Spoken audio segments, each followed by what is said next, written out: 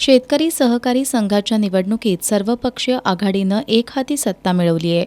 संघाच्या अध्यक्ष उपाध्यक्ष निवडीसाठी निवडणूक निर्णय अधिकारी नीलकंठ करे यांच्या अध्यक्षतेखाली आज संचालक मंडळाची सभा झाली. पालकमंत्री हसन मुश्रीफ यांचे समर्थक प्रवीणसिंह पाटील यांची अध्यक्षपदी तर उपाध्यक्षपदी भाजपचे राजसिंह शेळके यांची बिनविरोध निवड झाली.